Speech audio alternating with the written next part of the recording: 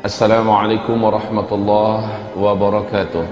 Ibarat pembahasan kita pada kajian di majlis ilmu ini, yakni pembahasan yang memang jarang disinggung-singgung, dibahas dan dibedah oleh para ulama di muka bumi, yaitu tentang Ya'juj dan Ma'juj.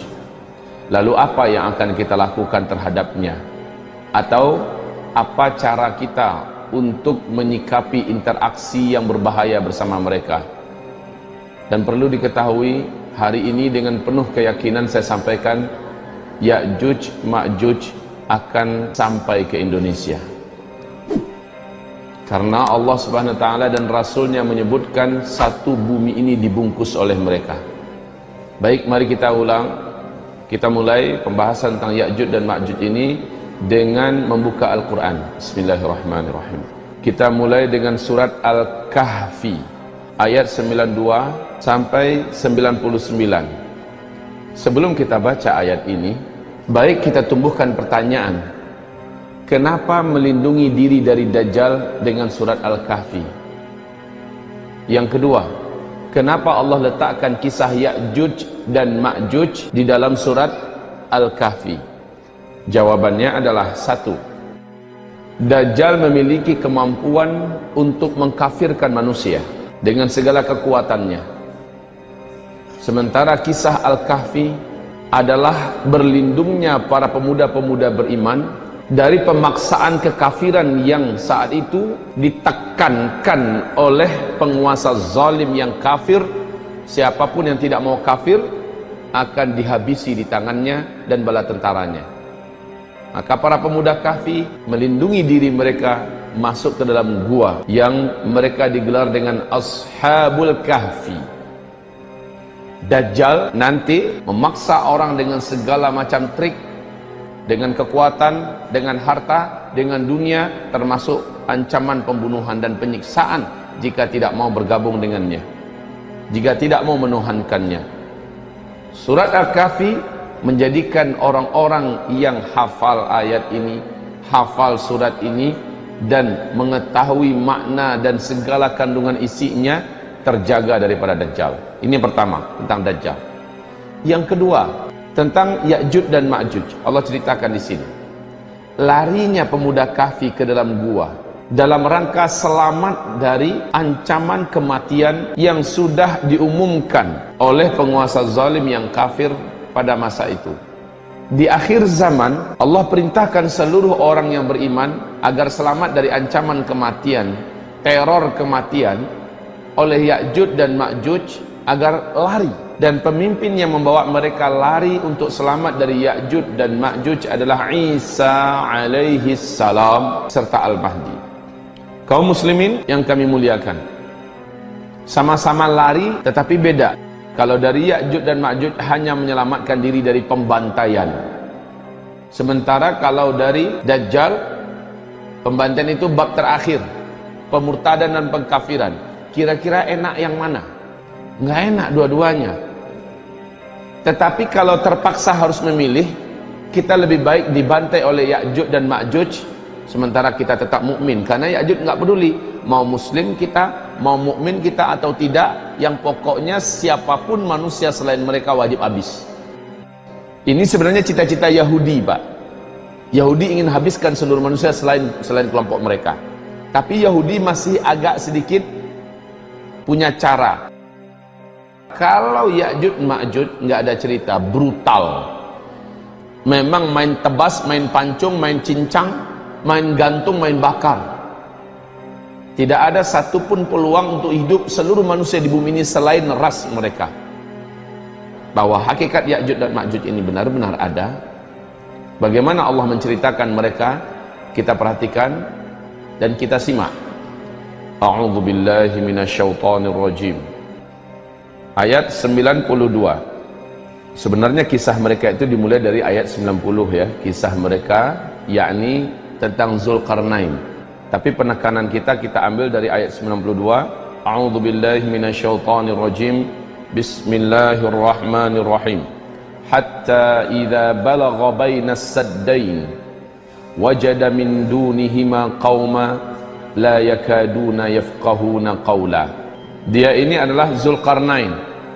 sang panglima tempur, raja penakluk yang tak terkalahkan, penguasa timur dan barat yang disebut dengan Dzulqarnain. Allah menyebut namanya Dzulqarnain. Dzulqarnain ini adalah gelar, bukan nama aslinya.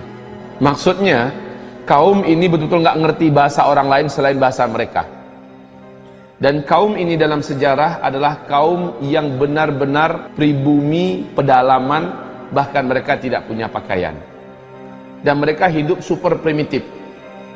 Mereka tidak bergaul dengan manusia yang hidup pada zaman mereka, kecuali hanya mereka saja. Oleh karena itu mereka tidak ngerti bahasa yang lain. Dzulqarnain sampai ke sana. Pada intinya ada 1-2 di antara mereka yang dapat diajak berkomunikasi. Keluhan mereka, jadi bukan yang ini yang Ya'juj Ma'juj, bukan. Tapi mereka adalah yang mengeluh dari karena seringnya Ya'juj Ma'juj atau kabilah Ya'juj dan Ma'juj menyerang mereka. Lalu mereka minta kepada Dzulqarnain, jadikan kami dengan mereka itu ada pembatas yang menjadikan mereka nggak bisa menyerang kami. Apapun keinginan dari perbendaharaan dunia, duit, emas, apa segala macamnya, kami akan siapkan. Walaupun suku ini suku primitif, tapi mereka memiliki perbendaharaan bumi, kekayaan emas segala macamnya. Dzulqarnain menolak. Yang Allah berikan kepada saya lebih baik dengan apa yang ada di tangan kalian. Dzulqarnain dengan gagah mengatakan, sorry, tidak tertarik dengan tawaran kalian. Tapi karena bangsa atau kabilah Ya'juj Ma'juj itu betul-betul real, memang terkenal kebiadaban dan kebrutalan buasnya mereka, siap, kami akan bantu kalian. Syaratnya kalian bantu kami. Kumpulkan semua besi yang ada di bumi ini, yang bisa kalian kumpulkan. Kumpulkan semuanya. Kemudian Dzulqarnain mulai membuat cetakan untuk di mana dia akan ngecor dengan besi. Subhanallah. Orang ngecor dengan semen, ini ngecor dengan besi. Nggak tanggung-tanggung antara 2 gunung. Gunung ini sama tingginya. Jadi dari puncak gunung ini ke puncak gunung ini, di sini dibuat cetakan. Di sana nanti akan dicor dari atas. Apa teknologi yang digunakan Dzulqarnain? Makanya jangan dikatakan teknologi kita ini udah puncak, Pak. Zaman dulu teknologinya Allah menyebutkan dalam Al-Quran yang belum pernah kemampuan mereka sampai oleh kamu sampai hari kiamat. Jangan katakan bahwa kita sudah ada di puncak teknologi sekarang. Allah telah pernah menaikkan manusia di puncak teknologi, Allah hancurkan. Allah naikkan ke puncak teknologi, Allah hancurkan. Dan Allah berkata, teknologi yang ada pada mereka lebih baik daripada yang ada pada kita. Ya'juj dan Ma'juj ini sekali lagi nggak peduli. Ketemu binatang, binatang mereka tangkap, dan binatang itu mereka jadikan makanan mereka. Ketemu manusia, mau kecil, mau tua, wanita, laki-laki, pasti mereka cincang, mereka bantai. Dan kejahatan Ya'juj dan Ma'juj ini saking terkenalnya, sampai-sampai tidak ada satupun manusia yang sanggup melawan dan mengalahkan mereka saat itu. Dan ternyata ketika mereka lepas, Allah juga menyebutkan tidak ada satupun kekuatan di bumi yang sanggup menghadapi Ya'juj dan Ma'juj. Bahkan kekasih Allah Isa alaihissalam sekalipun tidak berkutik di hadapan Ya'juj dan Ma'juj. Al-Mahdi dengan bala tentaranya tidak sanggup berhadapan dengan Ya'juj dan Ma'juj. Hebat Ya'juj Ma'juj ini. Saya sampai sekarang belum mampu membayangkan seperti apa Dzulqarnain bekerja dengan bala tentaranya dan sekaligus dibantu oleh penduduk lokal yang pribumi yang ada. Luar biasa, Pak. Dibuat cetakan yang akan menjadi dinding yang dicor nanti dengan besi. Ketinggian dinding itu nggak tanggung-tanggung, setinggi gunung di antara 2 puncak gunung. Dan ternyata sekarang ditemukan lokasinya itu adalah di antara Azerbaijan dengan Armenia. Penduduk setempat ketika Ibnu Battutah melakukan perjalanan ke sana selama beberapa bulan, ditemukan lokasinya, penduduk sekitar mengatakan kami tidak mampu mendekati tempat itu. Kenapa? Setiap kali kami berusaha mendekati tempat itu, seluruh bulu roma kami berdiri. Kadang-kadang, kata penduduk tempatan, kami melihat ada manusia-manusia kecil sampai di atas, di bagian yang paling rata itu, Pak, ada sampai orang-orang kecil. Orang-orang kecilnya, orang KT-KT itu orang Asia lah. Yang pendek-pendek dibandingkan orang Eropa, orang Barat tinggi-tinggi. Kecil-kecil muncul ke atas. Setiap kali mereka sampai ke atas, kami melihat ada angin kencang menghantam, lalu mereka terjatuh kembali ke dalam. Setiap kali ada yang sampai ke atas, ada angin yang yang menghantam mereka kembali terjatuh ke dalam. Ini kata penduduk setempat. Kemudian Ibnu Battutah memberanikan diri dengan orang-orang yang dibawanya, ekspedisi yang dibawanya, beranikan diri mendekat, didamping oleh beberapa penduduk yang pemberani. Lalu mereka dah mampu mendengarkan dari balik tembok besi itu ada suara yang riuh di dalam, suara ribut macam kerja keras, tang teng tong, papu papu, bekerja dengan suara-suara yang banyak.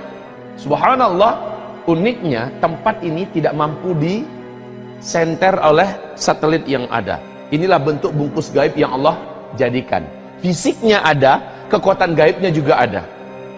Kekuatan ini tidak mampu ditembus oleh satelit dan teknologi manusia. Persis dengan segitiga Bermuda.